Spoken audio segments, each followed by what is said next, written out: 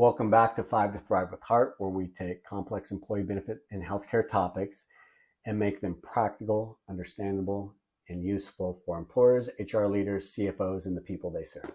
Now, every now and then, I'm going to share a book review on a book I believe belongs in the employee benefits conversation. Not every valuable business book is about sales, leadership, or management. Some books help us see the healthcare system differently. They challenge us to ask better questions. And they remind us that behind every renewal, every claim, every prescription, every hospital bill, and every benefits decision, there's a person and a family that's trying to navigate that system. Today's book is The Price We Pay, What Broke American Healthcare and How to Fix It by Dr. Marty Makary. And this book stayed with me because it reminds me that employee benefits, when they're done the right way, it really can be a noble profession. When we build a plan around the needs of the member, not just the renewal, the spreadsheet, or the carrier quote, we are helping protect someone's health, their paycheck, their family, and their financial future. Dr. Marty Makary is a physician, surgeon, researcher, and author who spent much of his career studying healthcare quality, patient safety, unnecessary care, medical pricing, and the hidden forces that are actually driving healthcare costs. But what I appreciate about The Price We Pay is it doesn't read like a policy paper written from an ivory tower. It reads like a physician who went into the communities, the hospitals, courtrooms, the churches, pharmacies, employer meetings, and clinics to really understand what's really happening to patients. And what he finds is both frustrating and hopeful. Frustrating because the book exposes hidden prices, unnecessary procedures, confusing bills, pharmacy middlemen, and incentives that can make healthcare more expensive than it needs to be. But hopeful because it also highlights doctors, employers, hospitals, business leaders, and innovators who are trying to restore the medicine to its original mission, caring for people when they're the most vulnerable. The big question this book raised for me is this: are we just renewing health insurance every year, or are we actually managing the healthcare supply chain? Here are 5 takeaways from The Price We Pay that I think employers, HR leaders, CFOs should consider. Number 1, having insurance is not the same thing as being protected. An employee can have insurance and still face a large deductible, a surprise bill, an unaffordable medication, an unnecessary test, an overpriced procedure, or a hospital bill that creates real financial stress.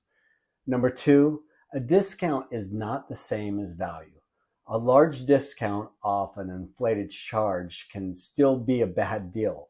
The better questions are, what is a fair price? What is the quality? Is this the right side of care? Was the care actually needed or necessary? And is there a better pathway for the employees? Number 3, benefit plans should help employees navigate, not just access it. The strongest plans do more than hand employees an ID card. They help people understand their options before they are making bad decisions under stress. That can include education, advocacy, second opinions when appropriate, price transparency, and a practical guidance toward high-value care. Number 4, pharmacy deserves real scrutiny. For many employers, pharmacy is no longer a side issue. It's one of the largest and fastest growing areas of a plan spend. Employers should understand how rebates are handled, whether there is spread pricing, how specialty medications are managed, and whether employees have access to lower cost, clinically appropriate options. And number 5, benefit strategy should start with the member, not the renewal spreadsheet. The spreadsheet matters, the renewal matters, the budget matters, but the strategy is incomplete if employees can't afford to use the plan and don't know where to go, or don't have help when a healthcare decision becomes a financial decision. That's where employee benefit moves from transaction to stewardship. When the work is only about quoting, renewing, and moving spreadsheets around, it can feel transactional. But when the work's about helping someone afford a medication, avoid a surprise bill, understand their options, or get the right care at a fair price, it becomes much more meaningful. This book has become a part of a habit of mine for me. Whatever book I'm currently reading, especially one related to healthcare, leadership, communications, or better decision making, I like to include it as a thank you token of appreciation after an initial benefit investment strategy meeting.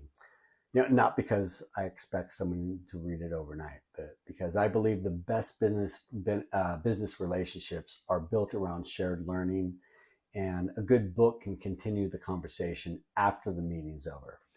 So right now, I have 6 more copies of The Price We Pay left. And you know what? I cannot think of a better book to share with an employer, HR leader, or CFO who just wants to better understand why healthcare costs what it does and what can be done about it. So before your next renewal, don't just ask, what is the increase? Ask, what's driving the increase? Ask, where are those dollars going? Ask whether employees are protected from unnecessary care and inflated prices. Ask whether pharmacy contracts are transparent. Ask whether vendors are aligned with the employer's goals. And ask whether the plan is truly being built around the needs of the member. Thanks for watching 5 to Thrive with Hart. For one practical employee benefits idea each week, subscribe to the 5 to Thrive weekly newsletter. You'll find the link in the post, the video description, or on my profile. And if this was helpful, hit like, follow, or subscribe. And share it with someone who helps make benefits decisions.